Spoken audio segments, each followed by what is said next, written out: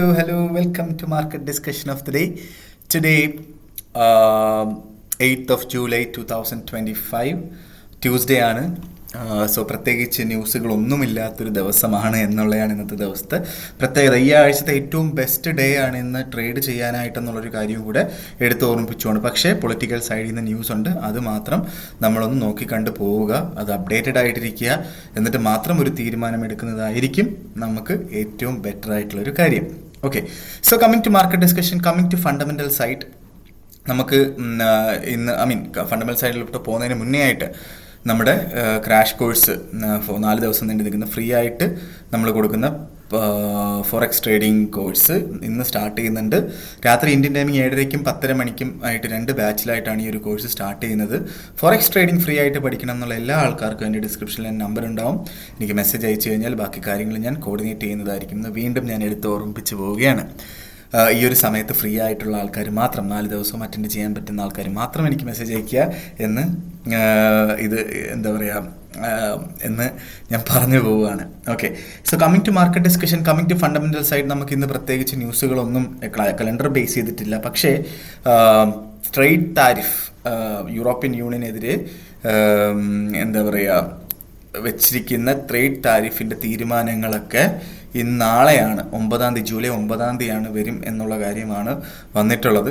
Okay, so അത് എങ്ങനെ affect ചെയ്യും എന്നുള്ള കാര്യത്തിനെ കുറിച്ച് നമുക്കറിയില്ല.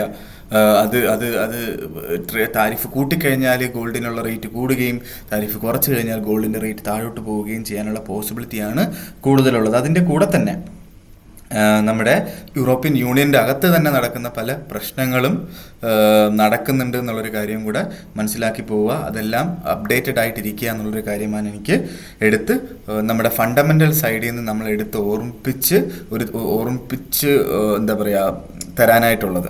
ഓക്കെ, സോ നമ്മൾ ടെക്നിക്കൽ സൈഡിലോട്ട് പോകുമ്പോൾ ഫസ്റ്റ് ഓഫ് ഓൾ നമ്മൾ ജെ പി വൈ ഇന്നലെ ഒറ്റയടിക്ക് മുകളിലോട്ട് പോകുന്ന ഒരു കാഴ്ചയാണ് നമ്മൾ കണ്ടത്. 144.472 എന്ന് പറയുന്ന സ്ഥലത്ത് നിന്ന് മാർക്കറ്റ് മുകളിലോട്ട് പോയി 146.183 എന്ന് പറയുന്ന റേഞ്ചിൽ ഇപ്പോൾ നിൽക്കുന്നു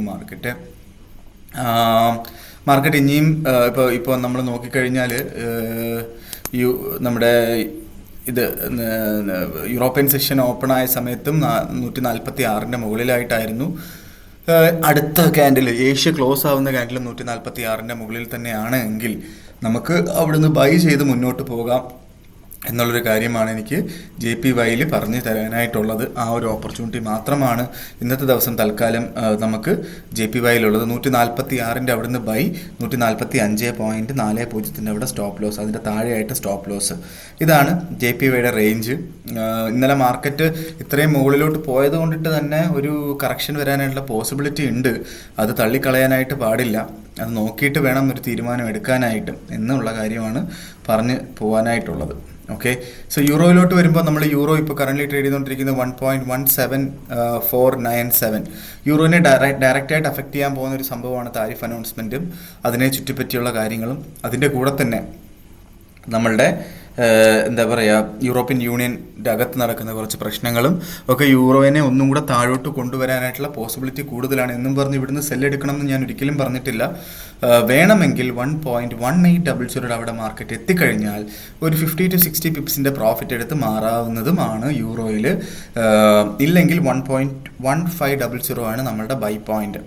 ഓക്കെ, ജി ബി പിയിലോട്ട് വരുമ്പോൾ 1.3618 നിൽക്കുന്നു. മാർക്കറ്റിൽ നിന്ന് 1.364 വരെ പോയിട്ടുണ്ട്. യൂറോയിൽ ബൈ ഓപ്പർച്യൂണിറ്റി മാത്രമാണ് നമുക്ക് എടുക്കേണ്ടുള്ളത്. 1.3500 അടുത്ത് കിട്ടിക്കഴിഞ്ഞാൽ അവിടെ നിന്നുള്ള ബൈ ആണ് ഏറ്റവും ഉചിതമായിട്ടുള്ളൊരു ബൈ എൻട്രി എന്നുള്ളൊരു കാര്യമാണ് എനിക്ക് യൂറോയിൽ എടുത്ത് പറഞ്ഞു തരാനായിട്ടുള്ള കാര്യം. നമ്മൾ നേരെ നമ്മളുടെ ഗോൾഡിലോട്ട് വരുമ്പം, ഗോൾഡ് ഇന്നലെ പറഞ്ഞിട്ടുണ്ടായിരുന്നു, ഗോൾഡ് ഒരു NFPയുടെ നോൺ ഫാം, പല ആൾക്കാരും ചോദിച്ചു ഗോൾഡ് എന്തുകൊണ്ടാണ് താഴോട്ട് പോയതെന്ന്. അപ്പോൾ അതിനകത്തുള്ള മെയിനായിട്ടുള്ള റീസൺ, ഇന്നലെ ഫസ്റ്റ് സെഷൻ, ഏഷ്യൻ സെഷനകത്ത് നോൺ ഫാം പേറോൾ, കഴിഞ്ഞ വ്യാഴാഴ്ച വന്ന നോൺ ഫാം പേറോളിൻ്റെ ഇമ്പാക്റ്റ് ആയിരുന്നു ആദ്യമേ മാർക്കറ്റ് കാണിച്ചത്. ഓക്കെ, അതിനുശേഷം മാർക്കറ്റ് താഴെ വരെ പോയി 3330 വരെ എത്തി ഏഷ്യൻ സെഷന്. ഓക്കെ, ഏഷ്യൻ സെഷൻ തീരുന്നത് വരെ. അതിനുശേഷം മാർക്കറ്റ് ഇപ്പോൾ ഈ ഒരു റിക്കവറി കാണിച്ചു. അപ്പോൾ ഇവിടുന്ന് മാർക്കറ്റ് തിരിച്ചു കയറുകയാണ് ചെയ്തത് അല്ലേ. അതായത് ഓൾമോസ്റ്റ് ഉച്ച സമയത്ത് ഏഷ്യ സെഷനൊക്കെ കഴിഞ്ഞ് ഉച്ച സമയത്ത് ഉച്ചയ്ക്ക് 1:30 മണിയോടെ കൂടിയാണ് മാർക്കറ്റ് ഒരു റിക്കവറി കാണിക്കുകയും 3340-45 റേഞ്ച് 35-40 വരെ പോയിട്ടുണ്ട്. മാർക്കറ്റിൽ നിന്ന് ഓപ്പണിംഗ് ക്യാൻഡിൽ 45 വരെ പോയിട്ടുണ്ട്. അതിനുശേഷം മാർക്കറ്റ് താഴോട്ട് വരികയും ചെയ്തു. ഇപ്പോൾ 3326 നിൽക്കുന്നു. ഇവിടുന്ന് മാർക്കറ്റ് എങ്ങോട്ട് എന്നുള്ള കാര്യത്തിനകത്ത് ആക്ച്വലി എൻ്റെ അടുത്ത് ചോദിച്ചാൽ ഞാൻ പറയുന്ന കാര്യം എന്താ വെച്ചാൽ 3330 മുകളിൽ അടുത്ത 1 അവർ ക്യാൻഡിൽ 2:30 ഇന്ത്യൻ ടൈം 2:30 ക്യാൻഡിൽ 3330 മുകളിലാണ് എങ്കിൽ നമുക്ക് അവിടെ നിന്നൊരു ഷുവർ ബൈ എടുക്കാവുന്നതാണ്. കാരണം മാർക്കറ്റ് ഏഷ്യൻ ടൈമിങ്ങിലാണെങ്കിലും യൂറോപ്യൻ ടൈമിങ്ങിലാണെങ്കിലും ഏഷ്യ ക്ലോസിങ്ങിലാണെങ്കിലും 3330 മുകളിൽ നിന്നിട്ടുണ്ട് എന്നുള്ളൊരു കണക്ക് കൂട്ടലുകളിൽ 3318 സ്റ്റോപ്പ് ലോസ് വെച്ചുകൊണ്ട് അവിടുന്ന് നമുക്കൊരു ബൈ എൻട്രി എടുത്ത് പോവാം എന്നുള്ളതാണ് അവിടുത്തെ ഒരു ഒരു ഒരു ഒരു ഒരു എനിക്ക് പറഞ്ഞു തരാനായിട്ടുള്ളൊരു എൻട്രി പോയിന്റ് എന്നുള്ള കാര്യമാണ് എനിക്ക് ഗോൾഡിൽ പറയാനായിട്ടുള്ളത്. ഓക്കെ, അല്ലാതെ വേറൊരു ഓപ്പർച്യൂണിറ്റി ഇല്ല.